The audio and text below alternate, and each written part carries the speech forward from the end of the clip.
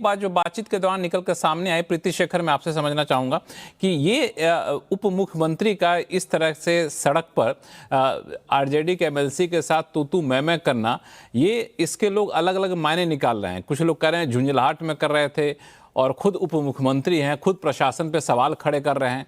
क्या है माजरा ये? लक्ष्मण जी, जैसा कि सबों के सामने ये बातें स्पष्ट रूप से आई कि आरजेडी के एमएलसी जो वहां पर थे वो लगातार तू तड़ाक की भाषा का प्रयोग कर रहे थे और हमारे डिप्टी सीएम ने जो आरोप लगाए हैं कि उस जो जनप्रतिनिधि जो वहां पर थे वो लोगों को, वोटर्स को बरगलाने का काम कर रहे थे, उन पर दबाव डालने का काम कर रहे थे, उनके जो भारतीय जनता पार्टी के जो एजेंट थे उनको जबरन वहां से भगाने की कोशिश कर रहे थे। तो ये तो कोई गुंडा राज तो है नहीं, राष्ट्रीय जनता दल का तंत्र तो यहाँ पर अभी कुछ है नहीं। प्रशासन पर भी आरोप लगाया, आपके नेता ने प्रशासन पर भी आरोप लगाया है कि वो यहाँ पे पक्षपात कर रहे हैं, जो आमतौर पे आरोप कांग्रेस या विपक्षी पार्टियां लगाती हैं। देखिए, जो आरोप डिप्टी सीएम ने लगाया है निश्चित रूप से उसकी जांच होगी और कोई भी सिस्टम चाहे कोई भी रहता है, कभी कभी कोई व्यक्ति विशेष किसी की पार्टी भी बन जाती है, कभी कभी प्रशासन भी कभी कभी ऐसे काम को करती है, लेकिन जो भी दोषी होंगे उस पर निश्चित रूप से कार्रवाई होगी। और मुझे लगता है कि चुनाव आयोग भी निष्पक्ष ढंग से बिल्कुल शांतिपूर्ण तरीके से इस पूरे ही 121 सीटों पर मतदान को उन्होंने संपन्न कराया है, तो इसकी पूरी जांच होगी और निश्चित रूप से ऐसे जनप्रतिनिधि जिनको शब्दों की मर्यादा का ख्याल नहीं रहा, जिनको की सामने एक लोकतंत्र के मंदिर में आप प्रतिनिधि हैं और इस ढंग से बातों को रखते हैं, लोगों को दबाव डालते हैं और लोगों को वहां से हटाने का काम करते हैं निगहत अब्बास जी, तो ठीक है, समझ गया आपकी बात। निश्चित रूप से सबक सिखाया जाएगा उनको, निश्चित रूप से जो भी लोकतांत्रिक तरीका है उस हिसाब से उन पर कार्रवाई निश्चित रूप से होगी, क्योंकि ये हमारी सुशासन की सरकार है। एक बात मैं कहना चाह रही थी लक्ष्मण जी, एक बात मैं कहना चाह रही थी कि हमारे विपक्ष के प्रवक्ता और हमारे राजनीतिक विश्लेषक भी लगातार ये कह रहे थे कि अभी का जो दौर चल रहा है, जो वोटिंग प्रतिशत जो बढ़ रहा है, तो वो हमारे सत्ता के विपक्ष में बढ़ रहा है, जबकि ऐसा पहली बार हो रहा है कि सत्ता को बचाने के लिए, नीतीश सरकार को फिर से लाने के लिए और सुशासन की व्यवस्था खंडित नहीं हो, ये बदले नहीं, इसके लिए लोग बढ़ चढ़कर मतदान कर रहे हैं। उन्हें डर है कि आप तो कहीं सत्ता फिर से पक्ष की आप तो ये दावा करेंगे ही ना जी। आप सत्ता पक्ष की हैं तो आप ये दावा स्वाभाविक तौर पे करेंगे। अगर सत्ता के खिलाफ भी वोटिंग होता तब भी आप ये बात शायद नहीं कह रहे होते। निगहत अब्बास जी, नहीं, मैं रिकॉर्ड की बात कर रही हूँ। जब भी वोट प्रतिशत जब भी बढ़ा हुआ होता है उसका फायदा एनडीए को मिला है। चाहे आप महिलाओं के वोट प्रतिशत की बात करें या कुल मतदान प्रतिशत बढ़ने की बात करें, जहां जहां पर भी ये वोट प्रतिशत बढ़ता हुआ नजर आता है वहां पर एनडीए को फायदा मिलता है, ऐसा रिकॉर्ड है। पिछले चुनाव में क्या हुआ था, 167 सीटों पर महिलाओं ने बढ़ चढ़कर वोट किया, वो सीटें लगभग एनडीए के खाते में आई। ये रिकॉर्ड दोनों तरफ जाते हैं। ये आंकड़े जो हैं, जो अभी शुरू में सज्जन जी ने जो कहा था, ये दरअसल आंकड़े दोनों तरफ जाते हैं। ये जब ज्यादा वोटिंग परसेंटेज होता है तो कुछ मायनों में ये सरकार के पक्ष में जाता है, कई बार सरकार के विपक्ष में जाता है। निगहत अब्बास कुछ बोलना चाहते हैं? धन्यवाद लक्ष्मण जी। बड़ा मुझे अच्छा लगा कि बड़ी भोली है मेरी बहन यहाँ पर, जो इतनी नादानी के साथ एक बात कह गई कि वहाँ के जो लोग थे, डिप्टी सीएम ने बोला है कि वहाँ के तो शासन प्रशासन के भी लोग मिले हुए थे। अरे भैया, सरकार आपकी, सिस्टम भी आपका, उसके बावजूद आप कह रहे भैया लॉ एंड ऑर्डर तो हमसे यहाँ पर सिमट नहीं रहा, संभल नहीं रहा, तो काहे आप बिहार की जनता से वोट मांग रहे हैं? जब डिप्टी सीएम आपके वहाँ पर सुरक्षित नहीं है तो क्या ही तो आप जनता को सुरक्षित रखेंगे? ये तो मेरी समझ से परे है।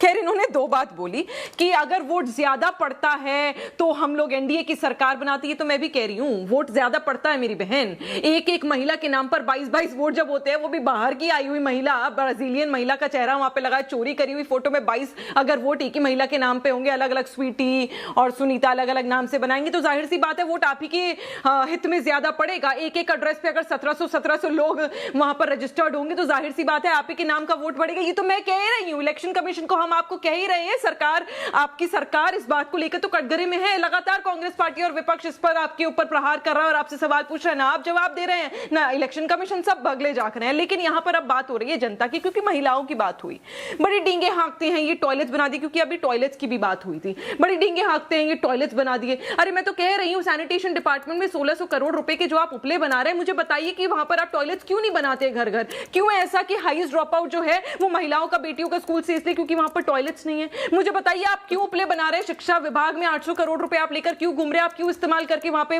प्रिंसिपल्स की नियुक्ति नहीं कर रहे हैं? स्कूल्स में अच्छे क्लासरूम्स में डेस्क नहीं है, पढ़ाने के लिए टीचर्स नहीं है, नियुक्तियां नहीं हो रही हैं। बताइए हेल्थ विभाग में 1300 करोड़ रुपए बचे, फिर भी वहां पर जो महिलाएं बच्चे को जन्म देते देते वार्ड में मर जाती है, पर डॉक्टर देखने वाला नहीं है, दवाइयां नहीं है। उसके अलावा नहीं सुनिए, मैं किसी के बीच में नहीं बोली लक्ष्मण जी, मैं किसी के बीच में नहीं बोली। यहाँ पर हाईएस्ट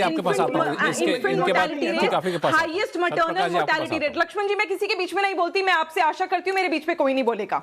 बिहार में हाईएस्ट इन्फेंट मोर्टेलिटी रेट और मैटरनल मोर्टेलिटी रेट है, ये मैं नहीं कह रही हूँ, एनसीआरबी का डेटा कह रहा है। लक्ष्मण जी मैं चाहती हूँ आज इस पर मेरी बहन बैठी है, जवाब देना कि क्यों जच्चा बच्चा वहां बच्चा देते देते मर जाती है, लेकिन वहां पर हॉस्पिटल्स में काम नहीं हो रहा है। आज ये सवाल उठता है और जनता को बताइए, बेटी बचाओ बेटी पढ़ाओ में उन्होंने करोड़ों रुपया लगा दिया। आज बताइए, आज भी बिहार में जो जेंडर रेशियो वो लोएस्ट है। बहुत सारे सवाल पूछ लीजिएगा तो सबके जवाब नहीं मिल पाएंगे। आपने कई सारे सवाल पूछे हैं। बिहार की सरकार को जाकर देखिए। सत्यप्रकाश जी बोलना चाहते हैं। सत्यप्रकाश जी, निगत आवाज एक मिनट, सत्यप्रकाश जी बोलना चाहते हैं। एनसीआरबी के डेटा को अगर आप फेक कहती है तो फिर मैं तो आपसे कान पकड़ लेती हूँ।